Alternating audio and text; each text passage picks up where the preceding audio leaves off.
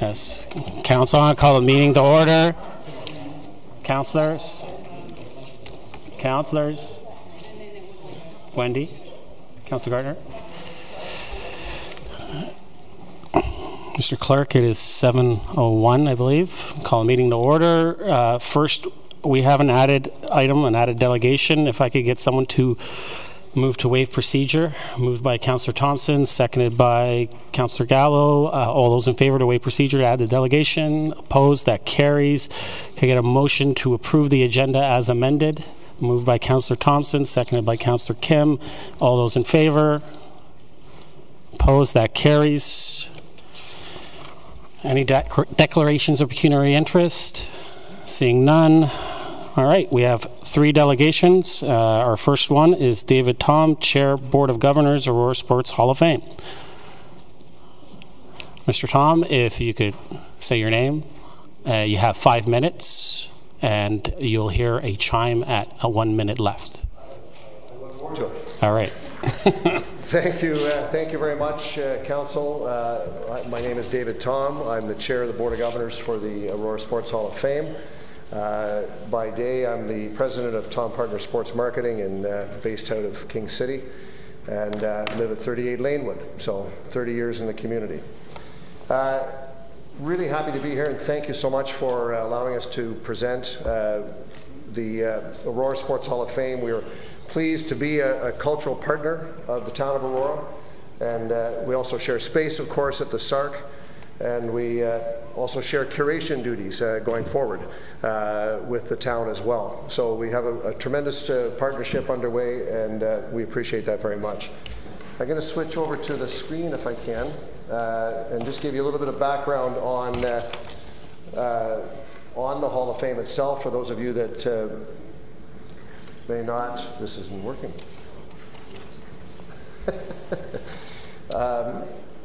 Apparently we have a technical issue. Oh, there we are. We're on this side. Okay. All right. Good. So if you can read the tiny type, if you can have a look at the screen behind you to your right, the Sports Hall of Fame was established in 2013, and you can see that the mission of the Hall of Fame is to honor, celebrate, preserve, and Aurora and share Aurora's sport heritage. The vision of the Hall of Fame is an experience for those who wish to appreciate Aurora's rich sport heritage. As you can see, an inspiration to those who seek sport excellence. So the entire operation is geared towards community. It's geared towards recognizing and celebrating sport excellence in coaching, in athletics, for people who have lived here, been part of the community. But it's also designed to reach out to the community, be a part of the community, and bring the Hall of Fame out to the community to motivate and inspire our youth and all of us together. We'll go to the next page. Little glimpse of the Hall of Fame itself. For those who haven't seen it, we are located at the SARC, at the back as you walk into the front of the building, at the back of the hall. We're very proud of the move that we made. We started here on the 3rd floor. We moved to the SARC and are well underway in terms of hopefully expanding their space. Next one, please. I'm going faster than you are. Oh, perfect. There we go. One of the great aspects of the Hall of Fame, which is it's probably one of my favorite things. It was vital for our recent acceptance by the federal government for our charitable status, which is our Sport History Alive program, which is bringing the Hall of Fame out to the classroom, out to the community. Mark Heese is an Olympic medalist in beach volleyball, is one of our leaders in this area, presents his story to our area, community public schools, to students about his story, about athletics, about being involved, about you don't have to be the fastest, the biggest, the strongest. You don't have to be intimidated. You can get involved. You can reach out and get involved with a team. Find your passion, and eventually, who knows, maybe like Mark, you can become an Olympic medalist. The kids love it. They love seeing a gold Olympic medal. They love hearing his story. It's motivating. It's inspirational, and it brings the Hall of Fame alive out into the community, and we rotate through a number of schools each year. Also part of Sport History Alive is a program called Moment in Sport. This was launched during the Canada 150 year as a 150 project. And it's the great thing about that, again, is it's about bringing the Hall of Fame to the community. Oh my gosh, you really got to go.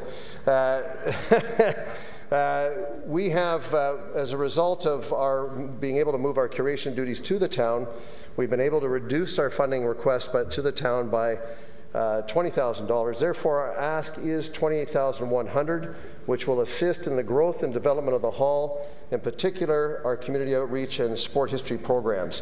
I'm going to close by a quote from Cheryl Bernard, President and Chief Executive Officer of the Canadian Sports Hall of Fame. We share a lot of the similar ideas. The future of sport is beyond sport. It's not about producing champions. It's about sharing their effect beyond the podium. This is about the ripple effect of values and social purpose that helps build Canada through sport. It's about linking our competitive spirit to community spirit. It's about teaching all generations of Canadians how to be involved, stay connected, find inner strength and determination. It's connecting sport with social purpose and sharing it to the community. Thank you. Questions? Thank you, Mr. Tom. First, can I get a motion to receive and refer to the 2019 budget? Moved by Councillor Humphrey, seconded by Councillor Gardner. Any comments or questions for the delegate? Councillor Humphreys. Thank you so much. I was going to say Dave Tom. Mr. Dave, thank you so much for coming this evening. And I'm a big fan of Sport Hall of Fame. It's been amazing how you've been able to move that program forward and celebrate our local sports champions. Just a question, two questions. The first one is, you mentioned Sport History Alive. I think is that the first time is this something is a program you've been bringing out to the schools for a while now, or? Yes, it has. It's been going for approximately, I believe it's 3 years since Mark was inducted. My bad. Yeah, so it's a fantastic program. It's great to see it. It's great to see the interaction of the kids with Mark. And it's not part of the curriculum. It's just an added program for students at their schools. Yeah, it's an added program, and it's also there's a lot of work that the folks that run this from our board and committee interact with the staff as well. Perfect. So that we're fitting into curriculum, and that's great. And just last question, so your ask this year is $28,100, and it's partially less than normally. $20,000 less than last year. Because you're able to. We also were very active as an organization in, I believe the budgets were circulated prior. So we're very active as an organization in raising funds. So we feel that's important in partnering with the town. That the celebration dinner that I think many of you have been at is not just a celebration, but it's also a fundraiser. Perfect. Yeah, that was great. Thank you so much. Thank you. Thank you, Councillor Humphreys. Councillor Thompson. Thanks for coming, Dave. In your presentation, you talked about the fact that by the town assuming curatorial responsibilities, it's reduced the ask by $20,000. Have there been any other conversations with regards to some of the other expenditures, be it administrative costs, accounting, education outreach, that the town might be able to assist with rather than providing funds? Mr. Thompson. There's been conversation. I think it's fair to say. I think the focus was on curatorial because that was a fairly obvious opportunity, I think, that we're able to take advantage of because you have curatorial activities going on with the town, so we're able to kind of plug into that. And that was a significant reduction in our budget. So we're open to, certainly open to other ideas in cooperating with the town. We have a lot of conversation with Robin and her team, and we're absolutely open to ideas to be more efficient by all means. Councillor Thompson. Thanks. Thank you. Councillor Carter. Hi. Hi. I think this is in the funds raised, but the annual gala, yes, you sell tickets to that. So is that profit in the ticket sales? How is that recognized? Mr. Tom. The profit is generated out of a variety of things. Ticket sales, primary aspects are ticket sales. There's a live auction, a silent auction are the other factors, and the third is sponsorship. I'm in particular looking at the annual gala. Are all of those things happening at the annual gala? Yes, they are. Okay, thank you. Councilor Gardner? So, thank you. Any other questions, comments? Seeing none, all those in favor to receive and refer? Opposed? That carries. Next we have, thank you, Thank you very much. Next we have Sandra Manhurst and Rob Brissenden for Sport Aurora.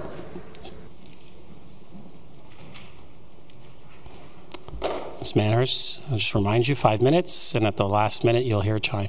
Thank you. Just give me a sec to get myself organized here.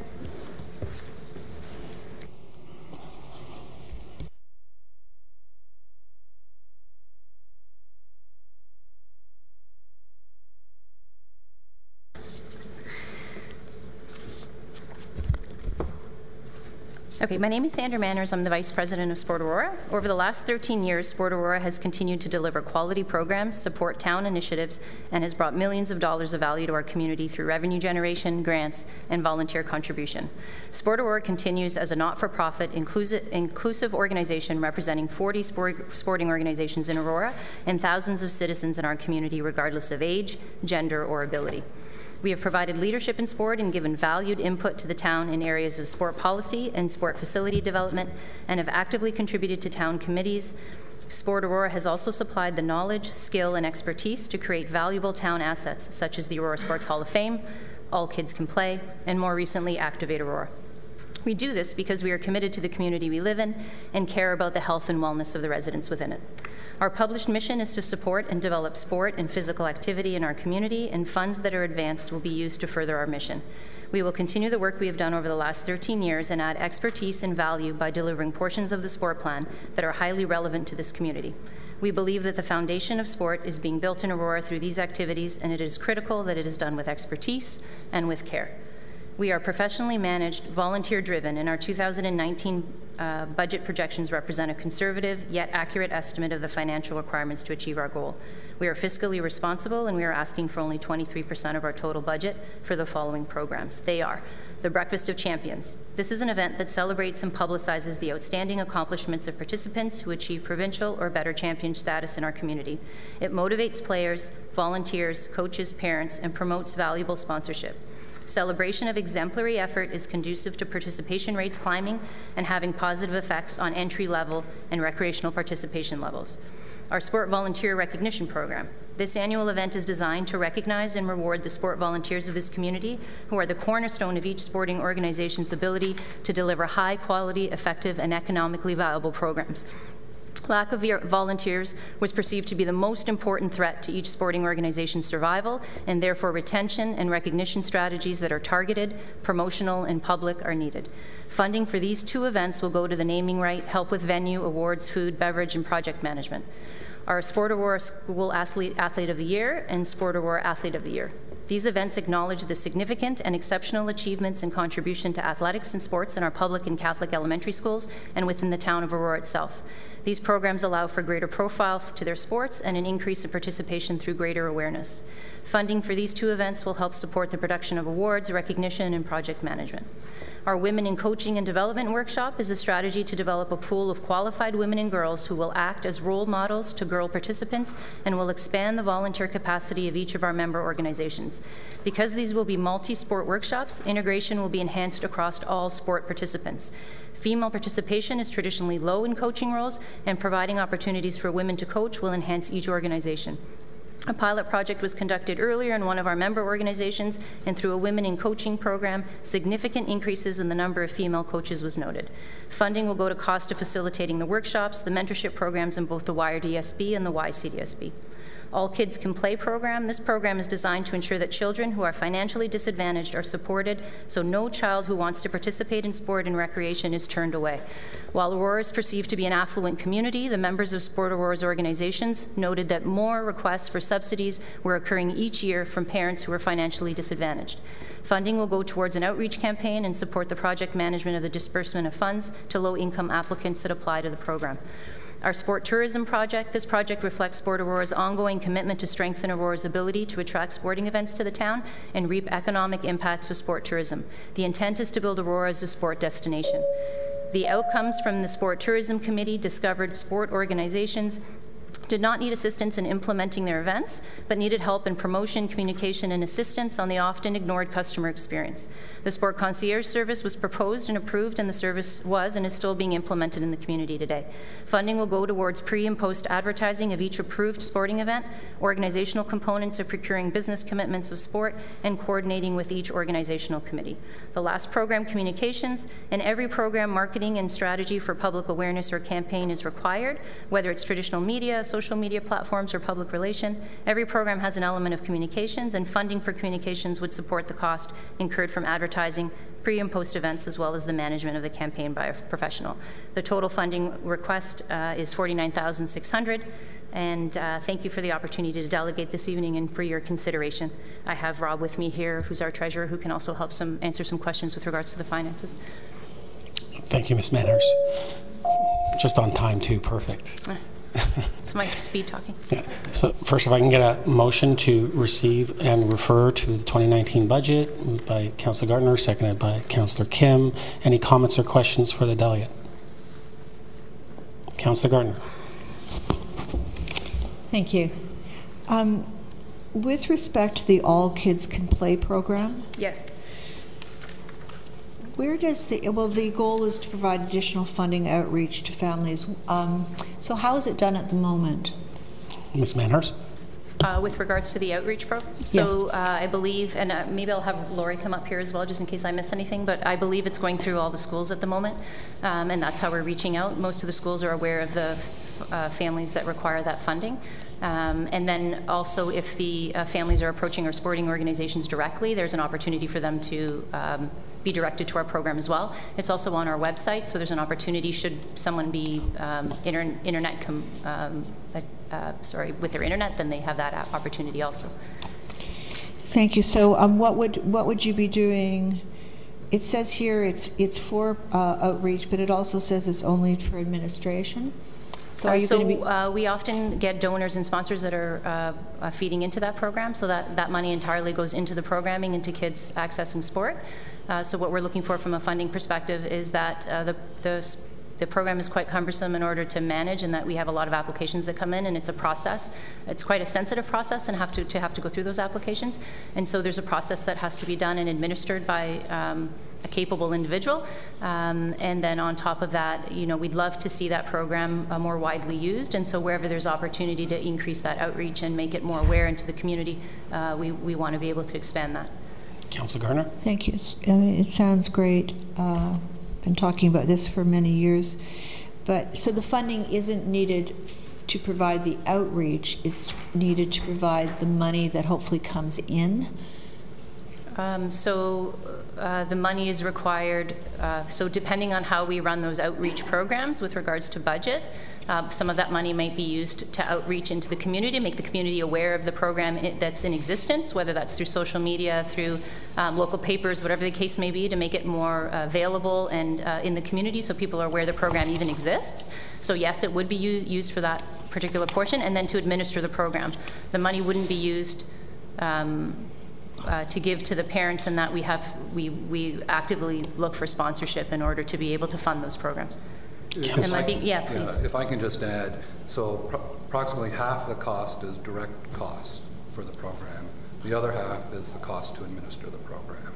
So we are hoping to cover all costs of the program strictly through this funding. Funding that we raise from donations and volunteers and support goes strictly into a separate fund that is used to support the children who require this assistance. Councillor Gardner. So did you say half to administrate, half to give out, half of it is from half funds? And half. Half is direct cost to the program, and half is the cost for us to administer the program. Oh, got it. Thank you. And to Sandra, you said that there are a couple things that add value to the community, and so I'd just like to know, in your opinion, what value does Activate Aurora provide? Ms. Manners. So Activate Aurora provides quite a bit. There's a lot of programming that happens through Activate Aurora. So there's a physical literacy program that runs that actually trains our coaches as well as the school staff in order to teach kids the basics of skills in order to develop and grow. They're currently running a Swim to Survive program, which is teaching kids basically how to, they set it up so that a child falls into the water and has the ability to swim a certain distance in order to do that. There's a multitude of programs. The Exercises Medicine program works with physicians to encourage them to write prescriptions for exercise to people rather than medication, so that alongside their blood pressure medication and their cholesterol medication, they're also prescribing a certain amount of exercise. So there's a wide variety of programs that runs through Activate Aurora. Those are just a few. Thank you. Councillor Gardner? That's all for now. Okay. Thank you, Councillor Gardner. Councillor Gallo? Thank you. Thank you for presenting. I was hoping you could go through the list and identify the ones that either have changed or are new or are existing in terms of the programs that are on the screen. Ms. Manners? Are there any new ones, and which ones are currently being funded? Each of them have been running from a number of years. Laurie, I don't know if you would be better able to speak to the years. So each of the programs have been running for a number of years. I don't believe any of them have been added, let's say, in this past year. The Breakfast of Champions, for instance, is a program that's been around probably for 7 or 8 years now. Volunteer recognition, I don't have the numbers on each of the programs. 8 years. A Sport Aurora School Athlete of the Year and the Athlete of the Year. Are we at 3 or 4? I think it's relatively new. So women and girls. So are there any new, through you, Mr. Chair, are there any new programs, and are you able to identify any change in funding from what's here and what's been given in the past? So the Women and Girls program would be something that would be a new initiative that we've started last year within the sport plan, and that would ideally continue on into the next few years. On a budget basis, just as Sandra had mentioned, the Women and Girls program is brand new for this year. Sport tourism is an ongoing program that was basically started last year as part of the sports plan, but pared down considerably until the council makes further decisions on that program. And the communication promotion of sport, again, it's part of the sports plan, but much pared down to waiting your decision whether how you go forward with the sports plan in the future. The only other one that is a little bit increased is that All Kids Can Play, as we're hoping to beef up that program and get out to more kids. Councillor Gallo? Thank you, and all the rest are the same and received funding in the past? Yes, that's correct. Thank you. Thank you. Thank you, Councillor Gallo. Councillor Thompson? Thank you. Thank you for being here tonight. My question, actually, Councillor Gallo touched upon. I think it's important to recognize that these are well-established programs that have been running many years. Myself and many members of council have been fortunate to attend some of them for sure. But in particular, the All Kids Can Play, and I know you mentioned that Breakfast of Champions has been 8 years now. How long has the All Kids Can Play program been running? And Ms. Manhurst? Since day one, all right. And I'm sure Laurie could probably give us a number of how many families and kids have been able to participate in sports as a result of the program. And so I think as we go through this, it's important to understand the history of these programs behind it. I know there's a wealth of information on their website, and I encourage councillors to visit that as well to learn about the history and how many years there's been a relationship between the town and even prior to the town, how many times they've been run these programs. Thank you, Councillor Thompson. Councillor Kim. Thank you, Mr. Mayor. Thank you both for presenting today. Just a couple of questions. My first question is, can you, I have a pretty good idea of what it is, but if you could just speak to the concierge service, and besides the marketing communications of events, can you elaborate as to the other aspects of the concierge service, please? So a great example is the Silver Stick hockey tournament that's coming in February. So that's a great example of that concierge program at work. So what happens is the Silver Stick Tournament has approximately 52 teams coming through. 3 of them are from US-based teams. They present a variety of teams across Ontario, and there are about 5 divisions. So what happens is, generally, Sport Aurora communicates with the organization who is running that tournament. And then what happens is they get the details of that event. They will do pre and post advertising and communication. I know that's not the interest that you were looking for. And then what ends up happening is they will also provide a sport center service of sorts, where guests who arrive will be able to find out where the venues are, where to eat in Aurora, what other types of activities there are that their families can participate in order to make their stay more enjoyable. They also have a relationship with the business community, so that each of those guests that are coming in have a coupon book of sorts or for value-added items, and so that there are businesses coordinating with that tournament that are also providing opportunities for those families to come into those businesses. Sport Aurora also reaches out to those businesses specifically in order to let them know that the tournament is up and running and that it's coming in that weekend, so businesses can prepare for an influx of people that are coming in, and to be able to take advantage of the increase in guests or individuals that will be in town that weekend. So those are some of the things that happen. Okay. Councillor Kim? Great, thank you. And my second question is, where's the boundary between the communication marketing costs accrued from the concierge service versus the regular communication section right below that in our agenda? I would imagine the communication cost, is that just for the general Sport Aurora? Yeah, so and you can touch on costs if I'm missing something, but from a communications point of view, the communications campaign is designed to bring sport to the public. So the town right now doesn't have a section in their website per se that talks about sport and all of the things that happen in sport, besides with regards to rental of facilities. And so what happens is it allows us to kind of bring sport onto one page, into one website, where people can go to one place and look up everything that's happening with regards to sport. For example, that communication section will have periodic advertising with regards to the events and activities run by our members. So it might be registration and programs, it might be public relation or articles and stories like the Swim to Survive program that's running, so people are more aware of that. And then what happens is there's also a communications contractor and social media specialist who would be able to send out those regular messages, make sure that they're targeted and coordinated, and so that they're effective in letting people know what's happening from a sporting community point of view. Whereas the other mention, I'm sorry, was that in the concierge? Which is specifically to... Yeah, so that's more for sport tourism. So that would be a big event like the Silver Stick tournament that comes in. It's specifically for sport tourism, where these large organizations are coming in to use our town. The event would require a different type of communication, and it would require different coordination based on it being a large event that we have to coordinate not only with the sport organization but also with the facilities as well as the businesses, ideally a hotel at some point, that will be able to service those people. So all of that would have to be coordinated under one umbrella. So one is specifically for sport tourism and those large events, and the other is for just sport in general, to allow people to know where to go, where to find that information, how to access their own, the opportunities that are available from a sports perspective. You know, when registration is at one organization versus another, it makes it much easier to have one central place to go and to be able to click and link into wherever you need to go. And the town currently doesn't have that ability, or at least it doesn't at the moment. Councillor Kim? Yeah, actually I have a third question.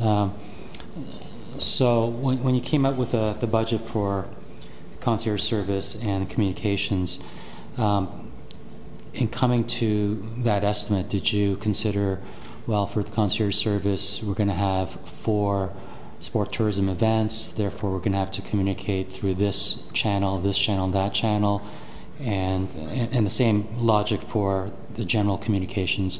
Did you have particular events or activities in mind when you came up to build out that estimate? Ms. Manners? Yeah, we do a zero-based budget, so we start from the bottom up, and we look at all the different expenses that we anticipate, whether they be an event expense, hiring somebody to do the communications plan. We build the budget. We don't just take the number from last year, for example, and add a few percent. We build up from zero. Okay. Councillor Kim? So, but with the zero-based budgeting, you'd still need to kind of estimate how many activities or what events you're going to be budgeting for. Yeah, so, exactly. So in the background, there is a certain number of events and activities that you've budgeted this number for. That's correct. Okay, great. Thank you. Thank you, Councillor Kim. Councillor Gilliland. Yes, first I want to say thank you very much for coming out and speaking today. I really love how this is broken down per event, Breakfast of Champions, Sport Volunteer. It really makes it really clear, and I love the executive summary. Harold, Councillor Kim there, had asked the exact same questions I was going to ask about the sport concierge and the difference between the communication and what those events were. So that's completely clear. The Women in Coaching, I just wanted to say it's like one of my favorite things you guys are doing, and I know it's one of your newer things, and I'm really looking forward to that continuing. Thank you. Thank you, Councillor Gilliland. Any more comments, questions? Councillor Gallo. Thank you. Can I make a suggestion? There's a really good matrix that I think would be valuable to you and to us. And it's a percentage of the, I'll quote it, it's volunteer hours as a percentage of the total operations. It's a valuable matrix to get a sense of, not only where the money is spent, but how much volunteer, and I suspect it's huge. But it's a good number to have for us to get a better sense of the organization. It's just a suggestion. I appreciate the comment. Thank you. Thank you, Councillor Gallo. Any other comments, questions? Seeing none. All those in favor, receive and refer. Opposed? That carries. Thank you, Ms. Manhurst and Rob. Thank you very much for coming out. Next, we have John Green from the Aurora Historical Society. Mr. Green, I'll just remind you, you have 5 minutes, and with 1 minute left, you'll hear a chime. Well, good evening, and thank you very much, Mr. Mayor and councillors, for allowing me to present this evening. It was a very last-minute thing, but I think we've got some interesting topics here for you to consider this evening. First of all, it's regarding, and the whole topic is a parking lot where the land belongs to the town, and you can see a picture of it up there, which essentially shows the existing parking lot, works department, and this is what we're asking the town to lease to us for a minimal amount for the next few years. So essentially, if you take a look at that and you see the access from the side roads that go in and not from Yonge Street, and that's very, very important. If we look at the next slide, which is a view of the parking lot that was drawn up by the town in 2016, and it shows the parking lot itself with, I think, 50 parking spaces, and then a walkway to Hillary House, and that's the most important thing. So you all have a copy of the notes that I put together, and essentially it's a town-owned property. Oh, by the way, as you all know, the Hillary House is a National Historic Site. There's only 2 of them in York Region, and the Historical Society has been in existence now for the last 53 years. So what we want to do is to have this access to a parking lot, which will bring a lot of safety. It will also, the big thing is to bring a lot more visitors in the way of tour buses, school buses, and people being able to park. Right now, I think we have about 6 parking spaces in front of the house. Otherwise, you park on Yonge Street or in the Shoppers Drug down the street, and there's a sign there that says you'll be liable to be towed away if you park here and not shop. So it gives us access to both the Hillary House itself, to Horton Place Carriage House, which is disassembled and sits behind the barn, and we're going to rebuild that very shortly. And we're hoping to be able to persuade the town to maybe move the Patch House to our property, and that would make a really nice addition to what is the usable buildings there right now to run programs, etc., etc. I don't know whether you've looked at the recent edition of the Auroran, and this is regarding the Patch House, but in the section, I guess page 4, there was a cartoon, and essentially that's what it said. It might be a good place to sell cannabis in. We thought we'd come up with a much better idea than that. Well, I was going to say, we might find out on the 21st. We might find out on the 21st. Just a thought. So essentially what we're asking for is, if you can go to the next slide, which shows this here. This was put together by the town in 2016 as a cost estimate of what it would cost to make the works area right now into a parking lot, and then another cost of what it would take to make the walkway up to Hillary House itself. That would be something we'd be looking for, but the other we'd be looking for you, the town, to invest in the parking lot. So the property still belongs to you, of course, and you're just loaning it out or leasing it to Hillary House. So it's not a lost amount to the town. It's just improving what you have already. So it seems like a lot of money, but by doing this, we believe strongly that we can, in 3 years, we can more than triple our current revenue coming in as a result of visitors being allowed to use buses and so on. In fact, I was told the other day that it's on Travelocity, it's #1 choice on Travelocity for the visit to Aurora. So the Hillary House has got quite a reputation, as it were. So my bottom line is, I'd like you to consider very strongly turning this works area into a parking lot and allowing us to have access to it to increase the number of people that visit Hillary House in a given year, and we can run and expand our programs. So thank you very much indeed, and I'm ready here to answer any questions you have. Thank you, Mr. Green. First, can I get a motion to receive and refer to the budget? Moved by Councillor Gallo, seconded by Councillor Gilliland. Any comments or questions for the delegate? Councillor Thompson. John, thank you for being here tonight. Just so I understand, so you're looking for the town really to make the contribution for the parking lot, which is the, based on this 2016 quote, $126,000. Hillary House is prepared to build the pathway, which is the $61,000 figure on the budget before us. Yes, that's the idea, and we would get the money from government agencies. We've explored this before, and we believe we can get funding for that. Because I think, from my own perspective, and I'm happy to see some more information, but I think that having the pathway is essential to, if you build a parking lot, you can't just have them traverse up the grounds, and so I think the town would want some sort of assurances that that money is in place as well before moving forward with a parking lot. So I know you said you've gone down this path before with different grants and so forth, but if the grants aren't available, does Hillary House have the funds to build it? Well, the pathway we went before was to the Trillium Foundation, and the way that works, and you probably know this already, is that you put your bid in, and they have a certain amount of money, and they go through the people that score the highest, and when they've spent all their money, that's it.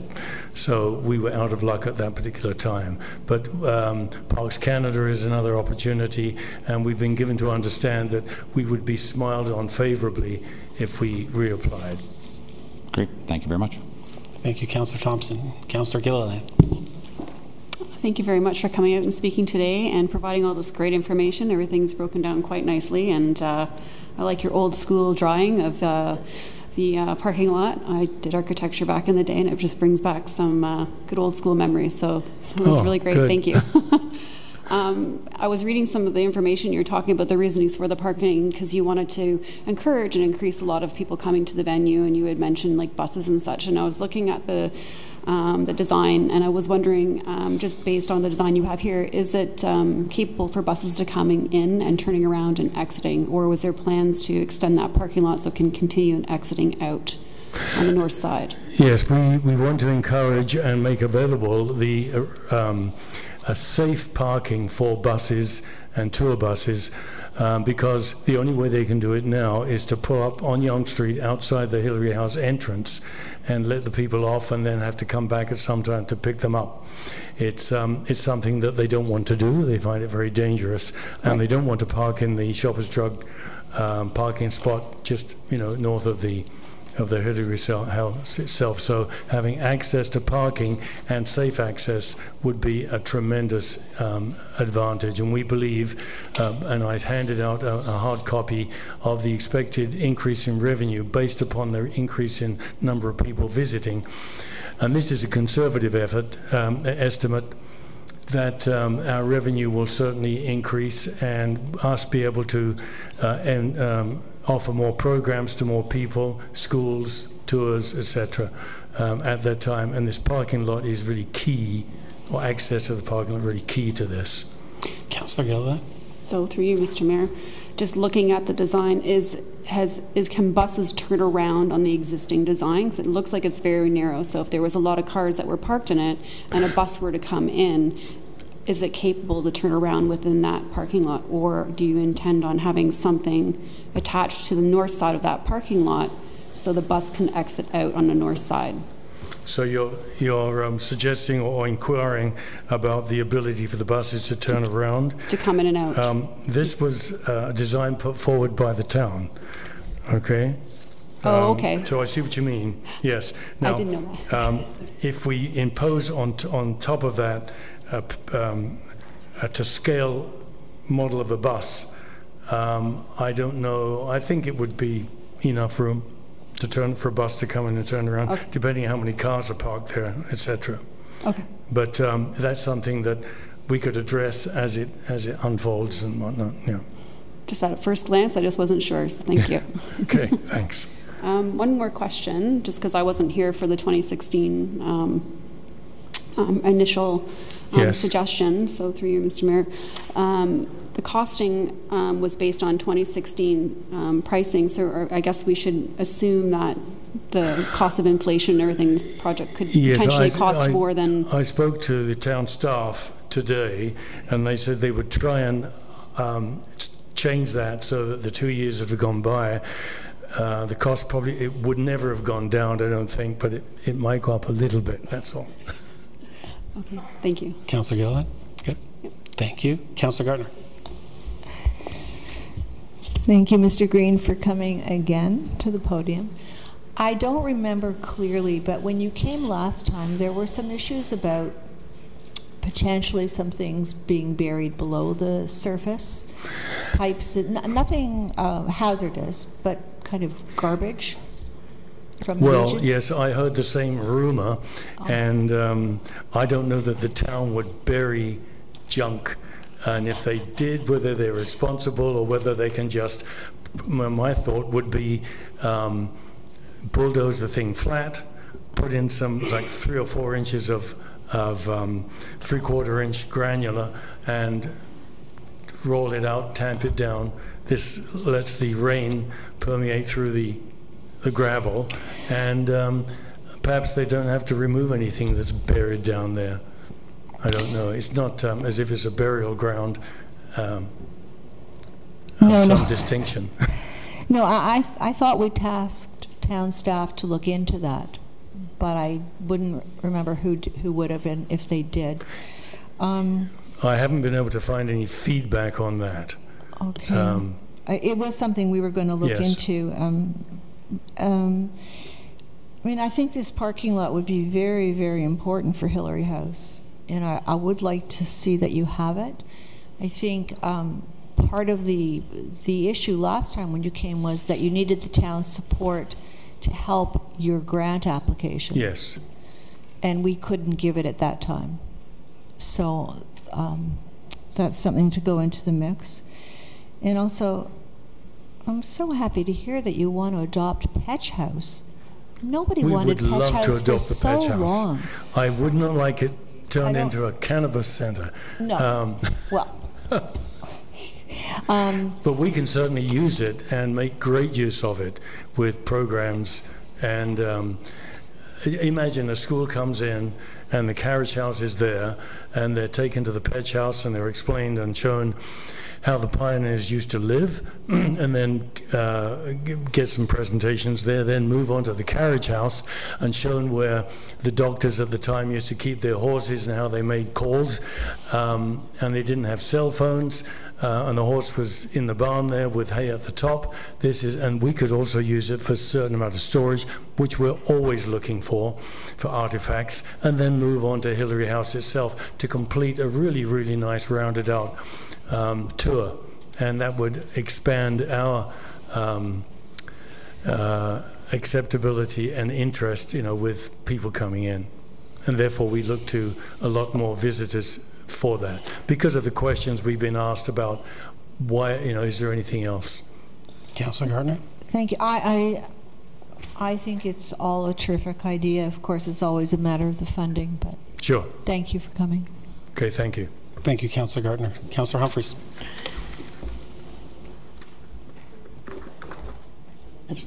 Thank you, through Mr. Mayor. You know what? My questions have been asked, so thank you very much, Mr. Green, for coming this evening, and I'm excited to see a few of these things come to fruition, and that parking lot would be a great idea to move forward for sure. Thank you. Sorry, my questions have been answered. Thank you, Councillor Humphreys. Councillor Gallo. Not necessarily to you, Mr. Green, but just in terms of process, do we have to give any other direction other than refer to budget? Will there be some type of staff report if we do refer to budget that they'd, present something to us? And I see not, so okay. Thank you. Okay. Thank you. Any other comments or questions? Seeing none, thank you, Mr. Green, for coming out tonight. And thank you for the opportunity. Okay. All those in favor? Opposed? That carries. So that's it for delegations. We do have public consultation, open session. We have no one signed up. Is there anyone in the crowd that would like to speak? Going once, going twice. Sold. I will ask for a motion to adjourn. Moved by Councillor Gallo, seconded by Councillor Gilliland. All those in favor? Opposed? That carries. We are adjourned.